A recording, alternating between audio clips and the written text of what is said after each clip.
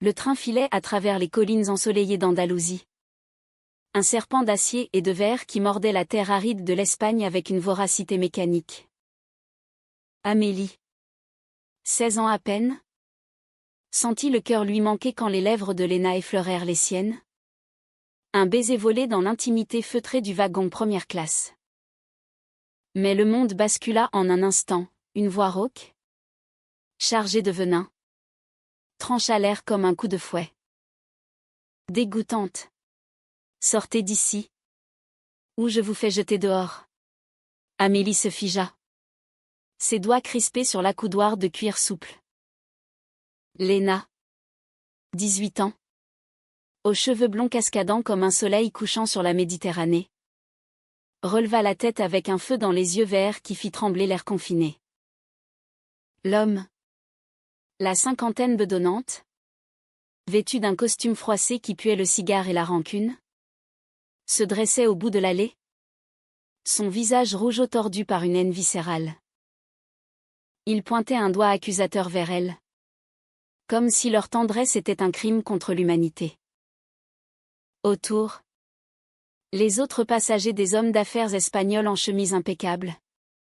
Une vieille dame lisant un roman de Pérez Reverte détournèrent les yeux. Complices par leur silence. Monsieur. Veuillez vous calmer. Murmura Amélie d'une voix chevrotante.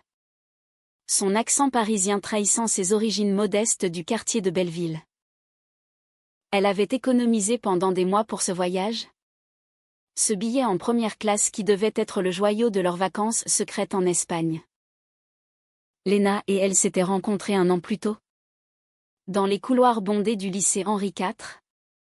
Où les regards volés entre les cours de philosophie se muèrent en confessions nocturnes sous les ponts de la Seine. Amélie. La rêveuse aux boucles brunes et aux yeux bleus comme l'océan Atlantique. Avait trouvé en Léna. L'artiste rebelle aux taches de rousseur et aux rires contagieux. L'âme sœur qu'elle n'osait espérer. Leur amour. Fleur fragile dans le jardin clos de la société française. S'épanouissait ici. En terre étrangère.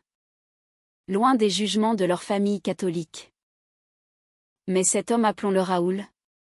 Bien qu'il refusât de se présenter, n'était pas un inconnu lambda.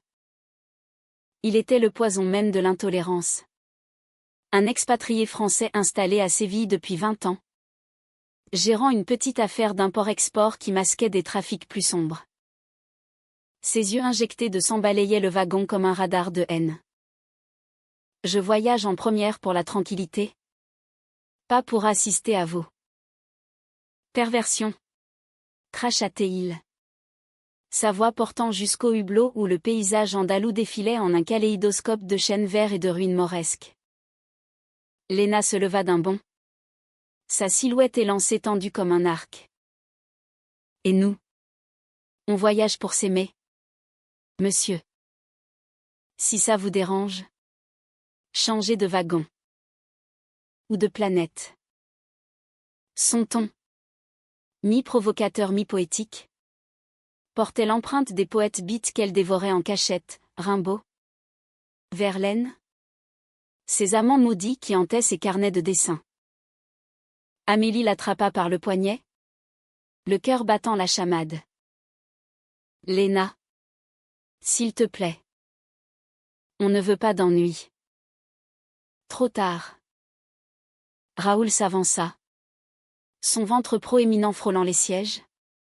Et s'arrêta net devant elle. Je vais parler au contrôleur. Des gamines comme vous n'ont rien à faire ici.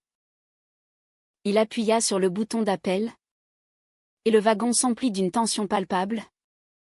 Comme avant un orage sur la Costa Brava. Les minutes s'étirèrent en éternité. Amélie revit en flash les souvenirs qui les avaient menés là, leur premier baiser sous la pluie de mai à Paris. Les nuits passées à murmurer des promesses dans la chambre exiguë de Léna. Au-dessus de la boulangerie familiale. Elles avaient fui l'été étouffant de la capitale pour l'Espagne. Terre de passion enflammée. Où Garcia Lorca chantait l'amour interdit sous les oliviers. Mais l'Espagne, comme la France, gardait ses ombres. Le contrôleur arriva enfin. Un Espagnol trapu aux moustaches grisonnantes. L'uniforme impeccable. Raoul déversa son fiel en un torrent bilingue, mélangeant français et castillan avec une ferveur inquisitrice. Ces deux lesbiennes souillent la première classe. Elles s'embrassaient. Exigeaient qu'elles descendent à la prochaine. Le contrôleur hésita, jetant un regard gêné vers Amélie et Léna. Dans ce pays où le mariage gay était loi depuis 2005, l'homophobie rampait encore dans les recoins des vieux machismes. Señorita, je suis désolée, mais pour éviter les troubles, pourriez-vous vous déplacer en seconde? Nous vous rembourserons la différence. Amélie sentit les larmes monter, acides comme du vinaigre. Mais nous avons payé pour ça. C'est notre place.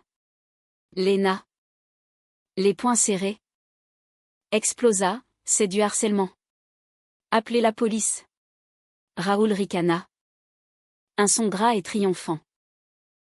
La police? Pourquoi? Un baiser? Allez. Bougez-vous. Ou j'appelle moi-même les autorités. J'ai des relations à Madrid. Le cœur d'Amélie se brisa en 1000 éclats de verre de Murano. Elle se leva, traînant sa valise rose fanée. Léna à ses côtés, muette de rage. Elles traversèrent le wagon sous les regards fuyants, descendant l'escalier étroit vers la seconde classe, où l'air était plus chaud, les sièges plus durs, et l'intimité un luxe perdu. Assises côte à côte, épaule contre épaule, elles se tinrent la main en silence, le train ronronnant comme un animal blessé. Dehors, les collines s'assombrissaient, teintes de pourpre par le crépuscule. Je t'aime, Amélie, murmura Léna, sa voix un fil d'or dans la tempête. Rien ne nous séparera. Pas même ces monstres. Mais au fond d'elle, Amélie doutait. Ce voyage, censé être leur Éden, tournait au cauchemar. Et Raoul, dans son triomphe mesquin, ignorait qu'il venait de réveiller des ombres bien plus grandes que sa haine. Car dans le wagon première, 2 femmes en tailleur sombre observaient la scène depuis le début. Des agentes du FBI, en mission secrète en Europe, traquaient un réseau de trafic humain traversant l'Espagne. Et Raoul, avec son import-export louche, était leur cible numéro 1. La nuit tomba sur le train comme un voile de deuil. Amélie et Léna, blottis dans leur compartiment exigu, partagèrent un repas frugal, des olives noires et du pain croustillant acheté à Barcelone. Léna dessina sur un napkin froissé, 2 silhouettes enlacées sous un ciel étoilé. Avec pour légende, notre Espagne à nous. Amélie sourit faiblement. Mais l'angoisse la rongeait. Elle pensa à sa mère, veuve élevant seule 3 enfants dans un HLM de la banlieue, qui ignorait tout de son orientation. Si elle savait, murmura-t-elle. Léna posa un doigt sur ses lèvres. Chut. Ici, on est libre. Demain, à Madrid, on dansera le flamenco dans un tablao caché, et on oubliera cet idiot. Elles s'embrassèrent doucement, un baume sur les plaies invisibles. Mais le sommeil fut agité, hanté par des rêves de poursuite dans les ruelles de Grenade. Au matin, le train reprit sa course vers la capitale, les gares se succédant comme des perles sur un collier, Cordoue, avec ses minarets rougis par l'aube, Jaén, niché au pied de la Sierra. Amélie et Léna essayèrent de se distraire avec un jeu idiot, inventer des histoires pour les passagers. Lui, là, avec le journal. C'est un espion déguisé en touriste? chuchota Léna en désignant un homme chauve. Amélie rit. Pour la première fois depuis l'incident. Un rire clair comme une fontaine de la Plaza Mayor. Pourtant, l'ombre de Raoul planait. En première classe, il sirotait un café, convaincu de sa victoire. Il ne vit pas les deux femmes en tailleur qui s'approchèrent discrètement. Leurs badges dissimulés sous des écharpes légères. L'une, agente Sarah Klein, 35 ans. Cheveux châtains coupés courts, avait passé des mois à infiltrer le réseau. L'autre, sa partenaire Lisa Torres, d'origine hispanique, aux yeux noirs perçants, nota mentalement chaque détail de Raoul. C'est lui, murmura Sarah. Le lien avec le cartel de Malaga. De retour en seconde, Amélie sentit un malaise grandir. Léna, toujours la plus intuitive, fronça les sourcils. Tu sais, cet homme. Il me dit quelque chose. Comme si je l'avais vu dans un article. Amélie haussa les épaules. Mais le doute s'insinua. Leur voyage, si innocent, croisait-il des chemins plus sombres? Soudain, un bruit sourd ébranla le train, un freinage d'urgence. Non annoncé. Les lumières vacillèrent, et des cris fusèrent depuis l'avant. Léna bondit. Qu'est-ce qui se passe? Amélie. Le cœur en panique, suivit le mouvement de la foule qui se pressait vers la première classe. Et là, au milieu du chaos, tout bascula. Raoul se tenait figé, les mains levées, face à deux silhouettes surgies de nulle part. Les agentes du FBI, badges étincelants sous les néons du wagon, le plaquaient contre la vitre. Leur voix calme mais implacable. FBI. Ne bougez pas. Monsieur Duval. Vous êtes en état d'arrestation pour trafic d'êtres humains et blanchiment d'argent. La nouvelle foudroya l'air comme un éclair sur la Sierra Nevada. Raoul ou plutôt Duval. Comme le révélait le badge blêmi. Son arrogance fondant comme neige au soleil. Vous vous trompez. Je suis un homme d'affaires respectable. Amélie et Léna, coincés dans la cohue, assistèrent à la scène depuis l'entrée du wagon. Les yeux d'Amélie s'écarquillèrent, l'homme qui les avait humiliés la veille n'était pas un simple bigot, mais un criminel. Léna, serrant son bras, murmura, c'est pour ça qu'il était si nerveux. Il nous a vus comme une menace. Ou juste un exutoire. Autour, les passagers murmuraient. Un mélange d'effroi et de fascination. La vieille dame du roman posa son livre, les yeux brillants d'indignation tardive. Sarah Klein, l'agente principale, balaya la foule du regard. Son instinct, aiguisé par 10 ans de traque aux ombres du crime organisé, capta immédiatement le duo d'adolescentes au premier rang. Amélie, avec ses boucles en désordre et son air vulnérable. Et Léna, posture protectrice, bras autour de sa taille. Vous deux, lança Sarah d'une voix autoritaire teintée d'un accent texan adouci par les années en Europe. Approchez. C'est à cause de vous que tout a commencé? N'est-ce pas? Amélie hésita. Mais Léna la poussa doucement en avant. Elles se frayèrent un chemin jusqu'au petit groupe. Sous les flashs des téléphones portables, l'Espagne entière allait en faire ses choux gras d'ici une heure. Raoul, menotté à une barre, les fusilla du regard. Ces sales gouines. Elles ont tout manigancé, cracha-t-il.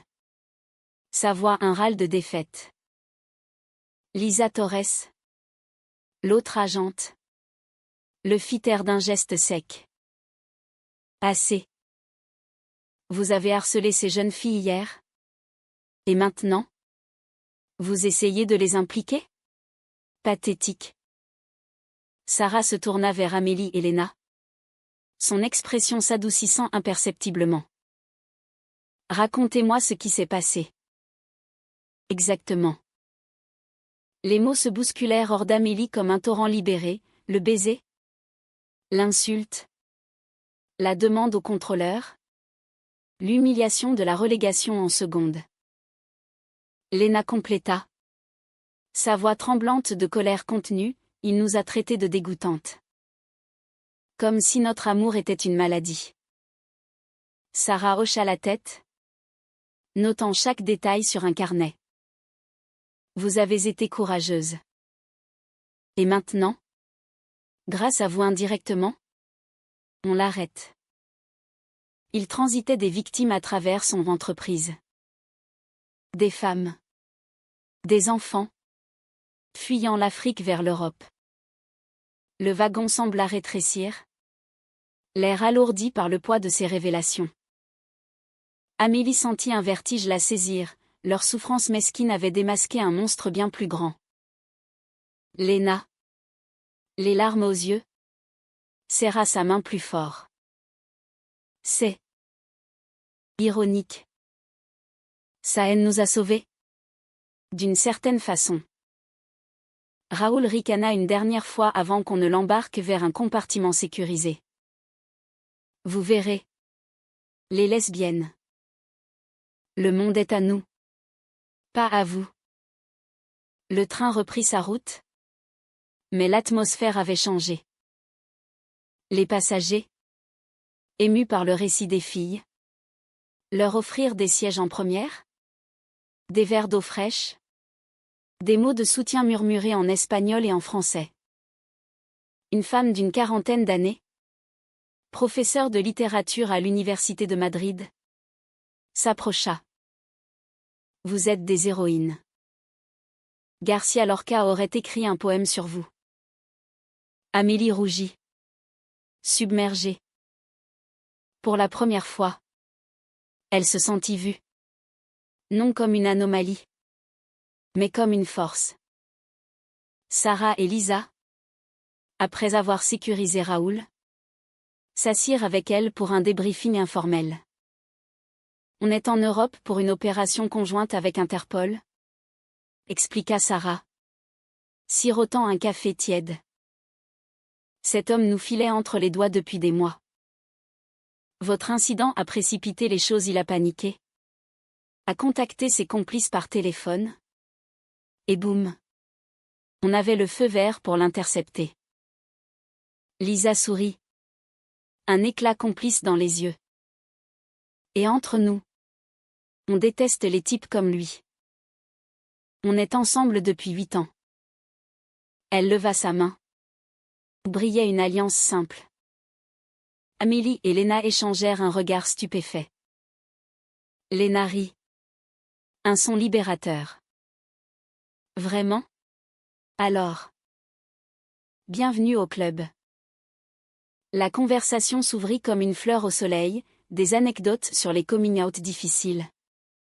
Les familles récalcitrantes. Les joies volées dans les parcs de nuit. Sarah raconta son premier rendez-vous avec Lisa à Washington. Sous une pluie battante. Où elle s'était embrassée sans se soucier des passants. L'amour. C'est la plus grande arme contre les monstres comme lui. Conclut-elle. Mais sous la surface de cette camaraderie naissante, des fissures apparurent. Amélie, observant Léna rire avec Lisa, sentit une pointe d'insécurité. Léna, si charismatique, attirait toujours les regards, étaient ceux de la jalousie. Ou le trauma de l'humiliation qui la rongeait? Le soir, à l'arrivée à Madrid, alors qu'elle descendait sur le quai grouillant de la gare d'Atocha, avec ses palmiers exotiques et son toit de verre, Amélie craqua. Léna. Et si on rentrait? Ce voyage est maudit. Léna s'arrêta net, sa valise heurtant le sol. Maudit? Amélie. On vient de faire tomber un criminel. C'est notre victoire. Mais ses yeux trahissaient une fatigue profonde. Elles prirent un taxi vers le centre. Direction l'appartement Airbnb loué dans le quartier de Chuka. Le cœur battant de la nuit gaie madrilène. Les rues palpitaient de vie, bars aux néons arc-en-ciel. Couples enlacés sous les réverbères. Musique flamenco s'échappant des tabernas. Pourtant, Amélie ne parvenait pas à s'enthousiasmer. Raoul était arrêté. Oui. Mais sa voix résonnait encore dans sa tête. Un écho venimeux. Le lendemain. Une convocation inattendue, Sarah et Lisa voulaient les rencontrer au café El Pozo. Un lieu cosy aux murs tapissés de photos jaunies de la guerre civile. Pour le témoignage officiel, expliqua Sarah au téléphone. Amélie accepta. Curieuse malgré elle. Léna, plus enthousiaste, prépara une tenue chic, jupe plissée et chemisier vaporeux. Comme pour une soirée parisienne. Ça pourrait être le début de quelque chose de grand. Imagine, nous. Les ados qui ont aidé le FBI. Au café. L'air embaumait le café torréfié et les churros frais. Sarah et Lisa les attendaient à une table en terrasse. Dossier sous le coude. Merci d'être venus, dit Lisa. Commandant des cortados pour tous. Le témoignage fut rapide, questions précises sur l'incident. Signature sur des formulaires en triplicate. Puis, Sarah glissa, et si on dînait ensemble ce soir? Pour décompresser. Il y a un tableau fabuleux à lavapiés. Léna accepta d'emblée. Ses yeux pétillants. Amélie hésita. Mais céda. La soirée fut un tourbillon, guitare gitane pleurant des mélopées d'amour perdu. Danseuse aux jupes volantes évoquant les passions de Carmen. Léna et Lisa dansèrent un pas de deux improvisé. Riant aux éclats. Amélie. Sirotant un sangria. Se sentit à l'écart. Un fantôme dans la fête. Était-ce la jalousie? Ou le poids de leur secret? Car Léna lui cachait quelque chose, des nuits passées à scroller des sites d'activisme. Des messages cryptés sur son téléphone. De retour à l'appartement. Sous les draps froissés. Amélie confronta Léna. Tu es si à l'aise avec elle. Comme si je n'étais pas assez. Léna se redressa. Blessée. Amélie. C'est ridicule. Elles nous comprennent? C'est tout. Toi et moi. On est plus que ça. Mais les mots sonnaient faux. Et pour la première fois, un mur se dressa entre elles. Fragile comme du cristal de la Mancha. Les jours suivants à Madrid furent un mélange de joie et de tourmente. Elles visitèrent le Prado. Main dans la main devant les nus sensuels de Velázquez. Se perdant dans les jardins du Retiro où les cygnes glissaient comme des promesses. Léna croquait des esquisses, Amélie endormie sur un banc. Le soleil filtrant à travers les feuilles. Tu es ma muse, murmurait-elle. Pourtant, les appels de Sarah se multiplièrent. Raoul parle. Il essaie de vous impliquer pour se venger. Restez vigilante. La paranoïa s'installa.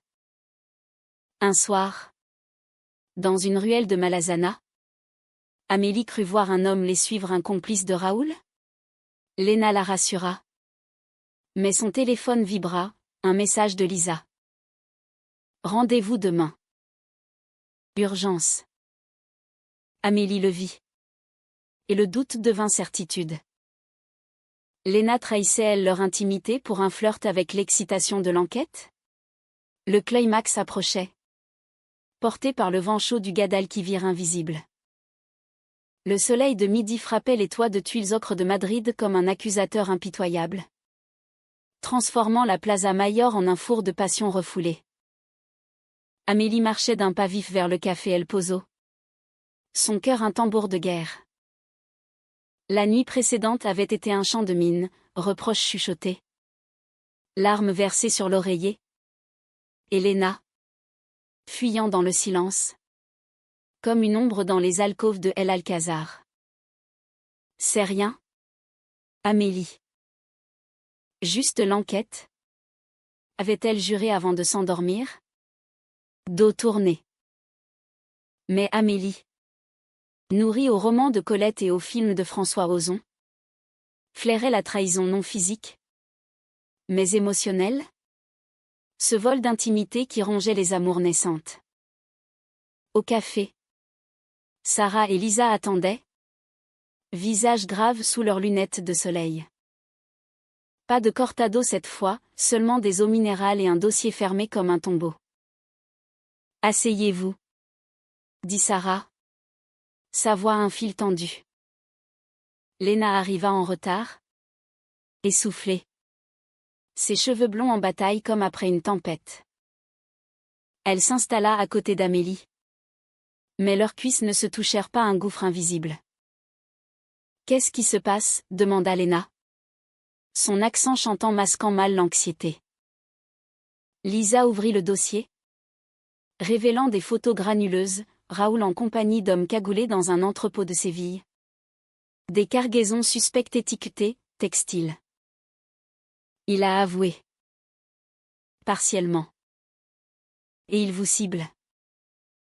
Il prétend que vous l'avez provoqué délibérément. Que vous faisiez partie d'un réseau rival. Absurde. Bien sûr. Mais ses avocats creusent. Amélie sentit le monde vaciller. Nous. Mais on est juste. Des lycéennes en vacances. Sarah posa une main sur la table. Geste apaisant. On sait. C'est pour ça qu'on vous protège. Mais Lena. Vous avez reçu des messages anonymes? Lena pâlit. Ses doigts tremblants sur son sac. Comment vous savez? Amélie se tourna vers elle. Le souffle coupé. Des messages? De qui? Le silence s'étira. Poisseux comme la chaleur madrilène. Lena baissa les yeux. Depuis l'incident sur le train. Des menaces. Rentrez chez vous. Ou pire. Je ne voulais pas t'inquiéter. Amélie. J'ai contacté Sarah en privé. Pour qu'on nous aide. La trahison frappa Amélie comme un coup de couteau dans les tripes, pas une infidélité charnelle. Mais un secret partagé avec des étrangères. Un rempart bâti sans elle. Tu m'as menti. Tu préfères elle à moi? Sa voix se brisa. Un sanglot étouffé. Lena tendit la main. Mais Amélie recula. C'était pour nous protéger. Tu es si fragile. Amélie. Je ne voulais pas te voir souffrir plus. Sarah intervint. Voix douce, écoutez. Les filles. L'amour. C'est aussi la vulnérabilité. On l'a vécu. Lisa et moi. Mais là. C'est plus grand, Raoul a des complices à Madrid. Une rencontre ce soir? Au Mercado de San Miguel. On a besoin de votre témoignage pour les piéger.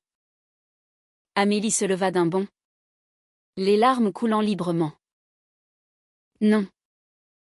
Je ne joue plus à vos jeux. Lena. Choisis, elle ou moi. La plaza sembla retenir son souffle. Les pigeons s'envolant en nuée affolée. Lena. Déchirée. Murmura, toi. Toujours toi. Mais on doit finir ça. Pour nous. Amélie tourna les talons. Courant à travers la foule. Le cœur en lambeaux. Elle erra dans les rues de la Latina. Où les bougainvilliers pourpres cascadaient comme du sang non versé. Se réfugiant dans une petite église du XVIIe siècle. Santa Maria la Mayor. Là, agenouillée sur les prie-dieux usés, elle pria non à Dieu, mais à l'univers, pour un miracle qui recolle les morceaux de son âme. Léna, restée avec les agentes, sentit le poids de sa faute comme un carcan. Elle a raison. J'ai trahi sa confiance. Lisa, compatissante, posa une main sur son épaule. Les jeunes amours sont des feux d'artifice, éclatants, mais fragiles. Parlez-lui après l'opération. On vous couvre. Le plan se dessina, Léna et Amélie comme à part involontaire, feignant une dispute publique au marché pour attirer les complices de Raoul. Sarah et Lisa en couverture, prêtes à frapper. Le soir tomba, Madrid s'illuminant comme une vierge effrontée, ses fontaines chantant des sérénades aquatiques. Amélie, de retour à l'appartement, trouva un mot, je t'aime. Rejoins-moi au marché. Pour nous clore ce chapitre. Son cœur hésita. Mais l'amour, ce démon français, l'emporta. Elle s'habilla simplement jean et pull léger, comme pour une balade sur les berges de la Seine et se dirigea vers le Mercado de San Miguel. Ce joyau victorien aux vitraux étincelants, où les odeurs de jambon ibérique et de fruits de mer se mêlaient en un ballet sensoriel. La foule était dense, touristes riant devant des plateaux de tapas, locaux sirotant des verres de Rioja. Léna l'attendait près d'un étal de fromage, son visage pâle sous les guirlandes lumineuses. Amélie. Pardonne-moi. J'ai eu peur. Peur de te perdre dans ce chaos. Elle s'enlacèrent. Un baiser salé de larmes. Quand soudain, des ombres émergèrent, 3 hommes. Costauds. Tatouages discrets sous les manches roulées. S'approchant avec des sourires carnassiers. Les petites Françaises. Raoul vous envoie ses amitiés. Le temps suspendit son vol. Amélie cria. Mais la musique couvrit sa voix. Léna la protégea de son corps. Un geste instinctif d'amour chevaleresque. Les hommes les ceinturèrent. Murmurant des menaces, vous avez tout gâché. Maintenant, vous payez. Puis, comme un Deus ex machina hollywoodien, Sarah et Lisa surgirent de la foule. Armes discrètes au poing. Badge flamboyant. FBI. Lâchez-les. Un chaos contrôlé s'ensuivit, cris. Bousculade. Les complices plaqués au sol sous les regards ébahis des vendeurs. Amélie et Léna, tremblantes, s'accrochèrent l'une à l'autre, témoins d'une justice fulgurante. Mais le vrai climax n'était pas là. Tandis que les menottes cliquetaient, un des hommes, avant d'être emmené, cracha, Raoul n'est que le pion. Le vrai boss est plus près que vous ne pensez. Sarah fronça les sourcils, échangeant un regard avec Lisa. Léna, encore haletante, murmura à Amélie, c'est fini. Vraiment fini. Mais Amélie, dans un éclair de lucidité, vit la peur dans les yeux de sa bien-aimée. Et si la trahison était plus profonde? Si Léna, avec son passé d'activiste en ligne, avait elle-même attiré ses ombres? La nuit s'acheva dans un commissariat bondé. Déclaration interminable sous les néons crus. Sarah promit, vous rentrez demain. On assure votre sécurité jusqu'à Paris. Dehors, Madrid dormait. Ses étoiles voilées par la pollution. Comme les secrets enfouis. Amélie et Léna regagnèrent l'appartement en taxi. Silencieuses. Leurs mains entrelacées un pont fragile sur l'abîme. Là, dans la pénombre, la confrontation finale éclata. Dis-moi la vérité. Léna. Ces messages. Tu les as provoqués? Ton militantisme sur les réseaux? Tes posts anonymes contre les trafiquants? Léna s'effondra en sanglots. Oui. J'ai hacké des forums. Signalé des suspects. Raoul m'a repéré. C'est pour ça qu'il nous avisait pas juste notre baiser? Mais moi. Je t'ai entraîné dans mon enfer? Amélie. Pardonne-moi. La révélation frappa comme un flamenco endiablé. Passion. Douleur. Rédemption. Amélie. Au lieu de fuir, l'enlaça. On affronte ensemble. C'est ça. L'amour. Pas la perfection. Mais la vérité nue. Elles firent l'amour cette nuit-là. Lentement. Comme pour sceller un pacte. Leurs corps entremêlés sous les draps imprégnés d'odeurs d'Espagne, jasmin et sel marin. Pourtant, l'aube apporta un nouveau coup, un appel de Sarah. Léna. Votre signalement initial. C'était vous qui avez tipped off Interpol il y a 6 mois. Raoul le savait. Il vous traquait. Léna hocha la tête. Pâle. Amélie. À ses côtés. Serra sa main.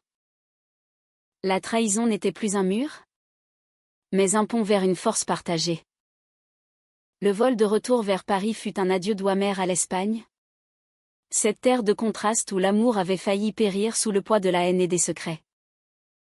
Amélie et Léna.